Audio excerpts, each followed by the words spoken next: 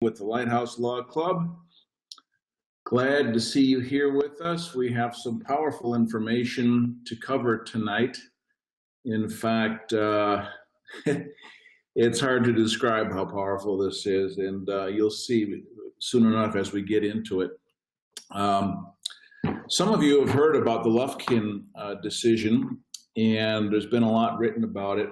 It's a current decision. It was still going on this year, and in fact, I think there's still activity on it in various ways, whether it be judicial or extrajudicial.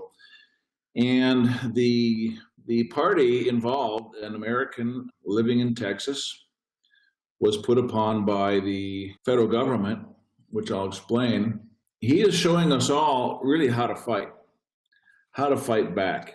You know, they pull tricks and dirty games and all kinds of things to obfuscate the truth, to confuse the issue, just all kinds of dirty tricks, as is typical in these type of scenarios in courtrooms, right? This Texan is teaching us all a lesson on how to take criminals to task.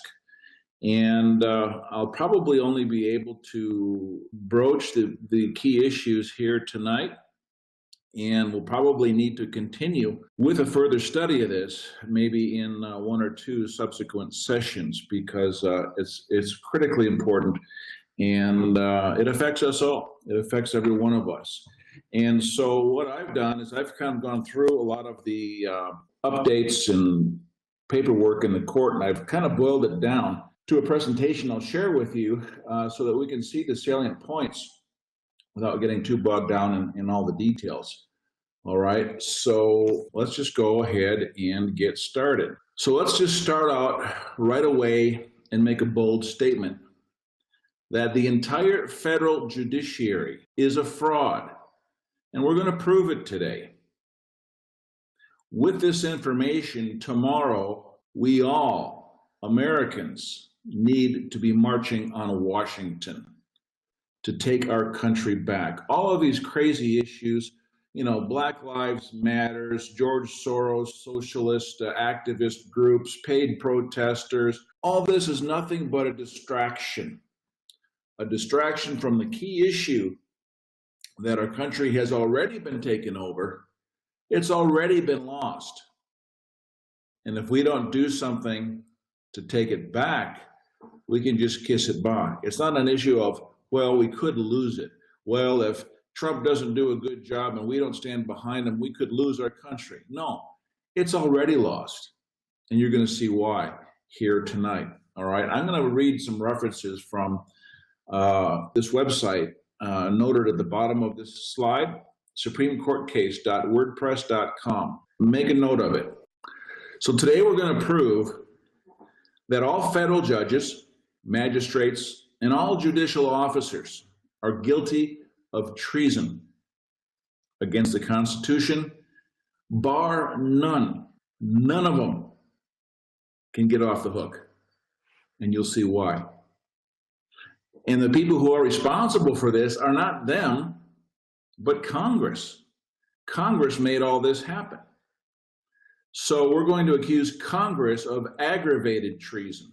What needs to be done is the American people need to present Congress with an ultimatum. Either fix this or be held responsible for the obvious charges and the penalties that go with that.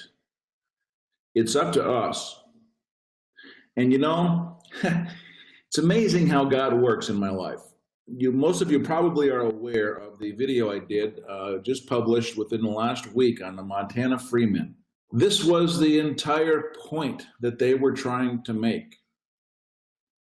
They had discovered many of these things, even though this particular case and its discovery still has not really concluded.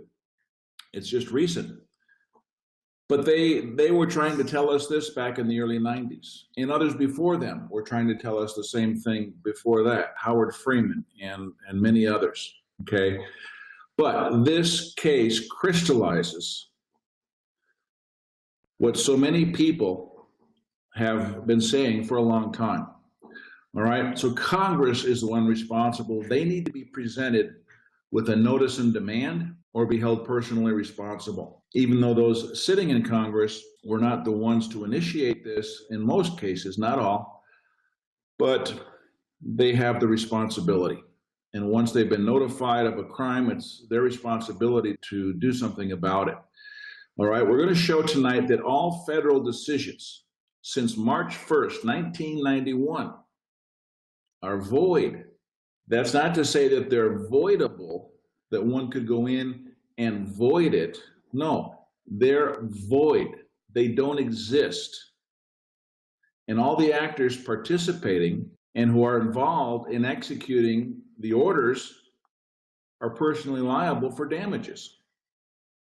That would be not only the judges, the magistrates, the judicial officers, but the clerks, the bailiffs, process servers, the sheriff's deputies, executing arrest warrants and detention orders, and everybody on up and down the line.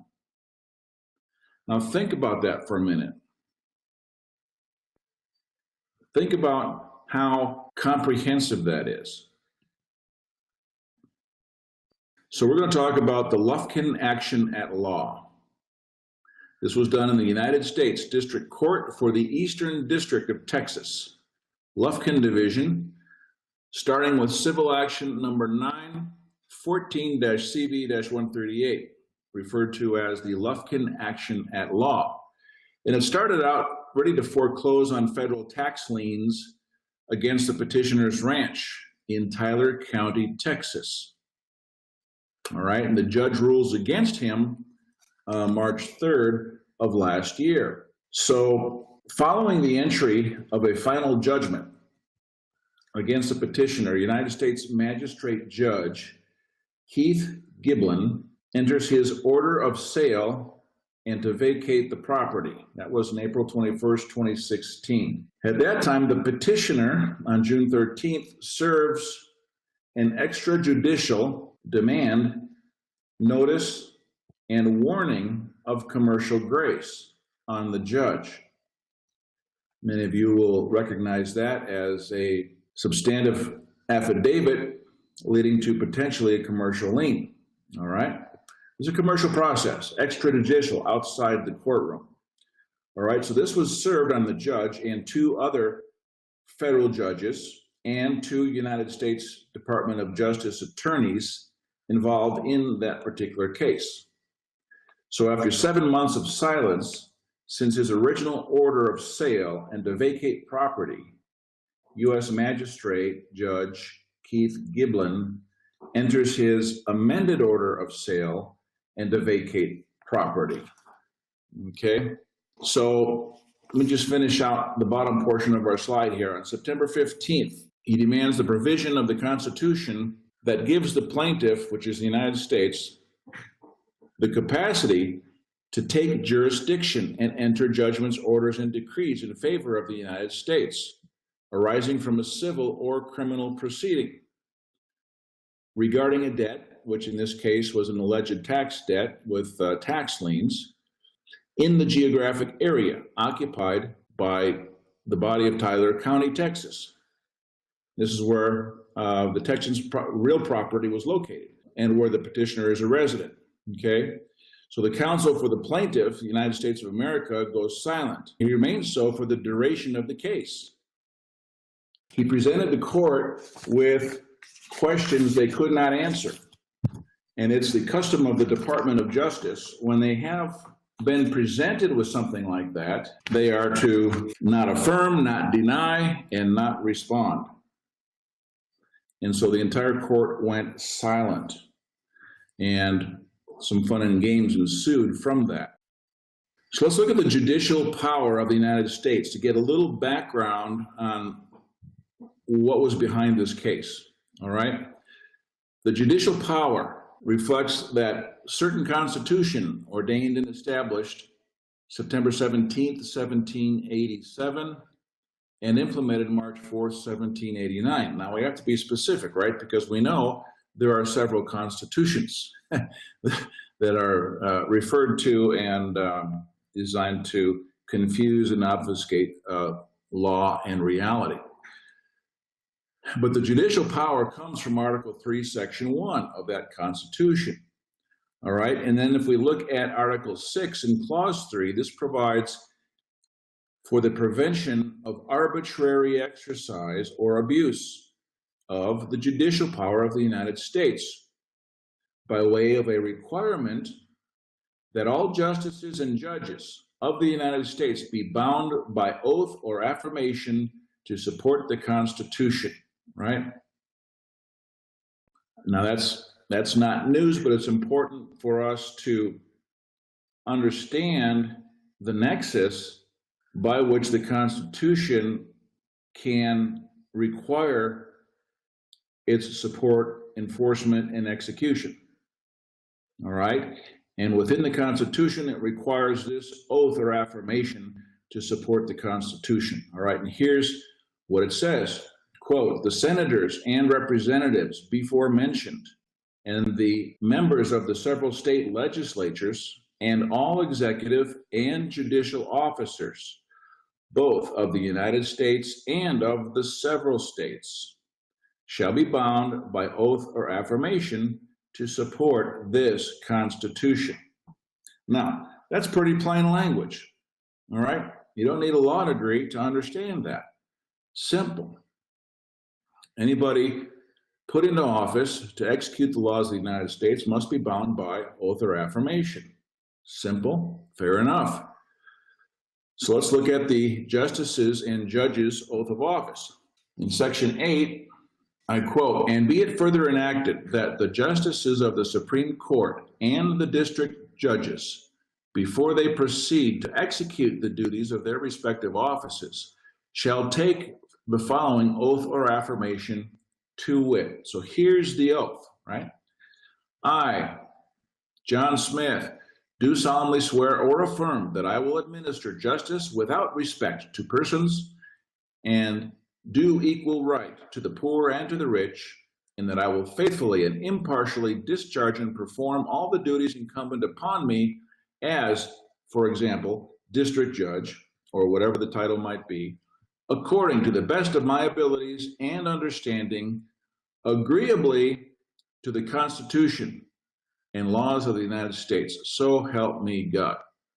So what this is saying is that every officer is going to work to the best of their abilities, the best of their training, knowledge, and understanding, that their actions will be in agreement with and conforming to the principles and mandates of the Constitution and the laws of the United States. Of course, the laws of the United States are subject to the Constitution, which is the supreme law. So, that being the case, let's see what happened with that. Congress materially alters the oath. Okay, so what does Congress do? Congress, on December 1st, 1990, in Public Law 101-650 at Section 404, which you can find at 104 Stat 5124, that's Statutes at Large, for those of you who are not legal researchers. That's volume 104 of the Statutes at Large, page 5124. Okay, effective 90 days later, they alter materially by way of amendment the oath, which we just read, which is found at 28 U.S. Code Section 453, so as to relieve all the justices and judges of the United States of any duty of fidelity to the Constitution. Okay? Now, any of you who have been in court or who have been looking at these issues over the years, you've heard and seen many times where someone raises the issue of the Constitution and the judge says, if you mention that one more time, I'll have you thrown in jail for contempt. And you're kind of scratching your head like, well, how can that be? All right, well, now you're finding out how it can be. The judges do not have duty or fidelity to the Constitution anymore. All right, and so we can go and look at that public law, Section 404. The section is titled Amendment to Oath of Justices and Judges. In Section 453 of Title 28, United States Code is amended by striking out, according to the best of my abilities and understanding, agreeably to, striking out those words and inserting under in its place. Okay? So now the oath reads, I do solemnly swear or affirm that I will administer justice without respect to persons and do equal right to the poor and to the rich, and that I will faithfully and impartially discharge and perform all duties incumbent upon me as, example, district judge, under the Constitution and the laws of the United States, so help me God. Okay, now, the average individual looking at that, reading that, would say, wow, well, that sounds pretty much the same, doesn't it? I mean, what's the big shakes there? Okay, let's look at that oath again visually for those of you who are online. We can see here where they took out those words, according to the best of my abilities and understanding, agreeably to the Constitution, and they just says, I, upon me, the duties incumbent upon me as district judge under the Constitution. So they're referring directly to the duties incumbent upon that official under the Constitution. All right? Not in agreement with the Constitution to the best of my abilities, but those duties incumbent upon me under the Constitution. Now, here's why that is so important. We could say, but the only duties incumbent upon justices and judges of the United States to discharge or perform, those duties are only provided in the statutes created by Congress. Title 28, Judiciary, the laws of the United States. The Constitution doesn't provide any duties. It doesn't get down to the nitty-gritty. The Constitution stands on principles. It isn't a micromanagement document. So there are no duties for judicial officials outlined in the Constitution. Okay, so let's continue. The 1990 oath severs the connection between the federal judiciary and the Constitution. Meaning, as of March 1st, 1991, officers of the federal judiciary have no obligation to discharge or perform the duties of their respective offices, like it used to say, agreeably to the Constitution. Those words were written out, weren't they? And the former judicial branch officers are now legislative branch officers under the exclusive control of Congress. Let that sink in a little bit. What does that mean? That means that the independent judiciary is no longer independent. Congress merged the judicial branch of government into and under its own auspices.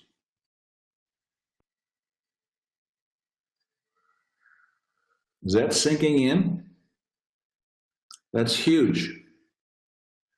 Okay, now here's a Latin term. I'll give a prize to the first person who can pronounce it correctly. Plus peccat auctor quam actor, I think.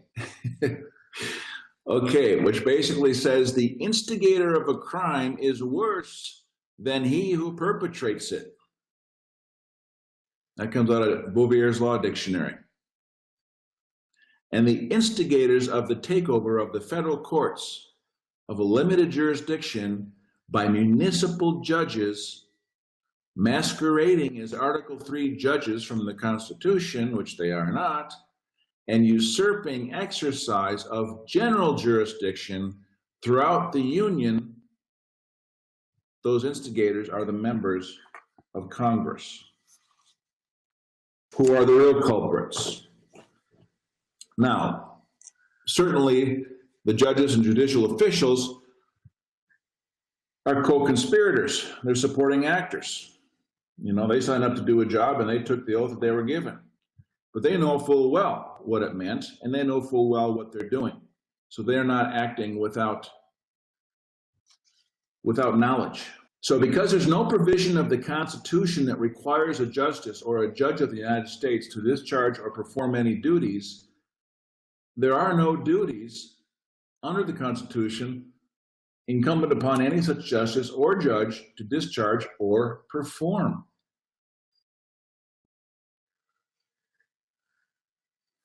So this is why in the Lufkin action, the U.S. attorney went silent for the duration of the case, 5.5 months.